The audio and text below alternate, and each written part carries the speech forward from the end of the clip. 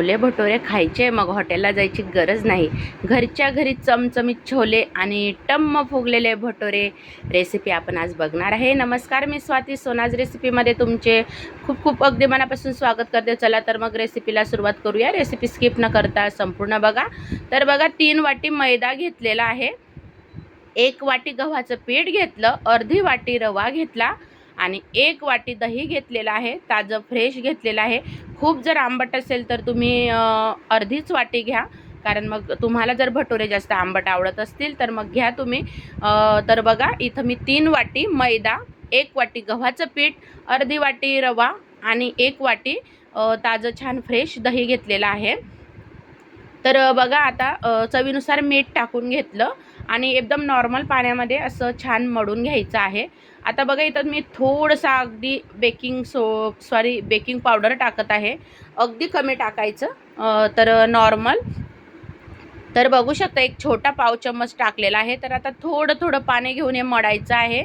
तर एकदम पाण्याचा वापर आपल्याला करायचा नाही, कारण खूप पातळ नको व्हायला। नंतर हे आपल्याला एक 4 ते 5 भिजत ठेवायचं आहे। तर मग असं पातळ व्हायला नको। तर बघा आता मी पूर्ण गोळा मळून घेतलेला आहे आणि आता थोडंसं तेल टाकून पण छान गोळा मऊ करायचा आहे। आता हे आपल्याला एक 4 ते 5 झाकून ठेवायचं आहे।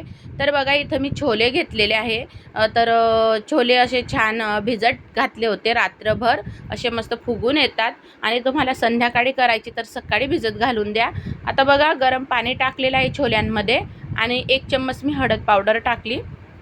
तुम्हाला जर याच्यामध्ये खडे मसाले वापरायचे तर वापरू शकतात, पण मी नाही वापरलेले। मी डायरेक्ट मसाल्यामध्येच मसाला वापरलेला आहे तर भाजीमध्ये। तर बघा आता छोले मी कुकरला लावून दिलेत, 1 2 ते 3 शिट्ट्या होऊ द्यायच्या। इथं बघा मी काही मसाले काढून घेतलेले आहे। अद्रक लसणाचं पेस्ट घेतलेली आहे, काही कांदे घेतले होते बघा 7 ते 8, त्याची अशी पेस्ट करून घेतली। इथं सुहाना छोले मसाला घेतला, एक 3 ते 4 टोमॅटो घेतले, त्याचीही पेस्ट करून घेतली। तर बघा आता इथं छोले असे शिजलेले आहे बघा आपले 1 2 ते 3 शिट्ट्यांमध्ये। इथं 2 तेजपान पण घेतलेले आहे बघा। तर छोले असे मस्त शिजून आलेले आहे बघा। तर आता आपण भाजीला फोडणी देऊयात। तर पातेलं ठेवलं मी एक, पातेलं गॅसवर ठेवलं, गॅस चालू केला। त्यानंतर इथं मी तेल घालणार आहे। तर इथं मी 5 ते 6 छोटी पडी तेल घालणार आहे, कारण छोल्यांची भाजी म्हटल्यावर। आता इथं मी तमालपत्र वापरलेलं आहे, म्हणजे तेजपान, जिरं टाकलेलं आहे। जिरं छान फुलल्यानंतर बघा इथं काही मी मसाले घेतलेले आहे। 1 चम्मच हळद पावडर, 1 चम्मच धना जिरा पावडर, 3 चम्मच लाल मिरची पावडर आणि 1 चम्मच कसुरी मेथी, असे मी मसाले घेतले होते। ते बघा मी असे तेलात टाकून घेतले आणि पटकन पाणी टाकून घेतलं, म्हणजे मसाले जळत नाही मग। तर नाहीतर मसाले टाकून हलवू नका, पटकन पाणी टाकायचं, म्हणजे याच्यामुळं काय होतं भाजीला फ्लेवर छान येतो आणि मसाल्यांचा जो फ्लेवर आहे तो खूप सुंदर भाजीमध्ये उतरतो। तर नक्की करून बघा माझी ही पद्धत। तर बघा आता इथं मी आलं लसणाची पेस्ट जी केली होती ती टाकून घेतली। आता आलं लसणाची पेस्ट छान मस्त होऊ द्यायची तेलामध्ये। त्यानंतर आपण जो सुहाना छोले मसाला घेतला होता तो मी पूर्ण टाकून घेतलेला आहे आणि बघा आता मी मस्त परतवून घेत आहे। तर आता इथं मी जो कांद्याची पेस्ट करून घेतलेली आहे तीही टाकून घेतली आणि मस्त परतवून घ्यायचं। खूप छान होतात हे पंजाबी छोले भटुरे। तर अगदी तुम्ही बघितलंच की ते टम्म फुगलेले आहेत, भाजी पण कलर काय छान आलेला आहे।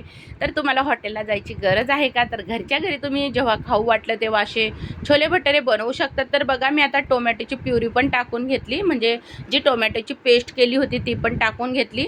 आधी कांदा छान परतवू द्यायचा, एक आपला मसाला छान परतू द्यायचा, घाई करायची नाही टाकायला। तर बघा आता मी झाकण ठेवलं होतं आणि तुम्ही बघू शकता कसं तेल सुटलेलं आहे मसाल्याला, मस्त बघा तेल सुटलेलं आहे मसाल्याला। आणि टोमॅटोमुळे पाणी वापरायची गरज पडली नाही, नाहीतर मसाले करपले की मी थोडंसं अर्धा कप वगैरे पाणी टाकते। आता मसाले बघा छान परतल्यानंतर, तेल सुटल्यानंतर मी जे छोले आपण शिजवलेले होते ते मी टाकून घेतले आणि तुम्ही बघू शकता काय सुंदर भाजी दिसत आहे, कलर पण काय भारी आलेला आहे। तर मैत्रिणींनो, तुम्हाला ही छोले भटुरे रेसिपी माझी आवडली का? जर आवडली असेल तर मोठ्या मनाने, मोठ्या प्रेमाने लाईक, शेअर, सबस्क्राईब करायला विसरू नका. आणि बघू शकता आता मी अंदाजाने गरम पाण्याचा वापर केलेला आहे. आता खूप काही ठिकाणी खूप घट्ट आवडते आणि नंतर ह्या भाजीला घट्टपणा येतो, म्हणून मग मी पाणी वापरलेलं आहे. अजून थोडंसं चवीनुसार मीठ वापरलेलं आहे. आणि मी 1 चम्मच मीठ मसाल्यामध्ये पण वापरलं होतं. जेव्हा आपण मसाले काढले होते, मी तेलात वापरले तेव्हाही मी 1 चम्मच मीठ वापरलेलं आहे, कारण मग तरी छान येते. तर बघा आता भाजी बारीक गॅसवर शिजत आहे, तोपर्यंत आपण भटुरे बघूया. तर आता भटुऱ्यांचं बघा असं मळून घेत आहे मी परत, आणि भटुरे असे तयार करायचे आहे बघा आपल्याला. खूप छान प्रकारे होतात. तर आता मी असं मळून घेतलं. आता एक गोळा काढून घेतला आणि बाकीचं परत झाकून द्यायचं, कारण मैदा असल्यामुळं लगेच ते कडक बनतं. तर बघा किती छान भिजलेलं आहे. तर इथं आपल्याला ना पीठ लावायची गरज ना तेल लावायची गरज आहे. असेच भटुरे आपण लाटू शकतो, असंच भिजवायचं आहे. खूप पातळ झालं तर लाटायला पण होत नाही आणि खूप तेल पण नाही लागत, पीठ पण नाही लागत, मग सगळं पीठ तेलामध्ये जातं. तर मी कढईमध्ये तेल ठेवलेलं आहे बारीक गॅसवर तापवायला. तर इथं मी काही भटुरे लाटून घेणार आहे. तर तुम्ही बघू शकता काहीही न लावता, तेल वगैरे काही पीठ वगैरे काही न लावता आपले भटुरे बघा अजिबात चिटकत नाही. तर भिजवताना काळजी घ्यायची मैत्रिणींनो. किती छान भिजलेलं आहे बघा आपलं पीठ. तर हे आता 4 तास भिजलेलं आहे पीठ. तर खूप छान मग असं फुगून येतं ते, आणि भटुरे खायला खूप छान लागतात मग. आणि तुम्ही नक्की या प्रकारे बनवून बघा. आणि तुम्हाला माझी छोले भटुरे रेसिपी आवडली का मैत्रिणींनो? सांगायला मात्र विसरू नका. तुम्ही कशा प्रकारे बनवतात हेही मला सांगात. तर मग झटपट असं जर आपण घरच्या घरी बनवलं तर मग हॉटेलची आठवण येणारच नाही. तर बघा आता मी काही भटुरे लाटून घेतले. आता कढईमध्ये मी तेल ठेवलेलं आहे बघा. तेल तापल्यानंतर मी आता भटुरा सोडणार आहे, आणि तुम्ही बघणारच आहे की किती टम्म असे आपले भटुरे फुगलेले आहे. तर आहे ना मैत्रिणी, आपण घरच्या घरी बनवू शकतो आपल्याला पाहिजे तसं. तर आता भटुरा असा टम्म फुगलेला आहे आणि किती छान दिसत आहे बघा. अजिबात तेलकट वगैरे काही नाही, आणि खायला असे गरमागरम भटुरे आणि छोले तर म्हटल्यावर तर मग एकच नंबर. तर बघू शकता. आणि खूप छान असा हा मेनू आहे, पंजाबी स्टाईल. तर बघा पंजाबी मेनू आहे खरं तर छोले भटुरे. तर बघा आता असे 2 भटुरे मी परत टाकले आणि कसे मस्त टम्म फुगलेले आहे, तुम्ही बघू शकता मैत्रिणींनो. खूप सुंदर. आणि तुम्हाला जर 2 वाटी गव्हाचं पीठ आणि 2 वाटी मैदा घ्यायचा, तुम्ही तसंही घेऊ शकतात. पण मी 1 वाटी गव्हाचं पीठ घेतलेलं आहे आणि 3 वाटी मैदा घेतलेला आहे.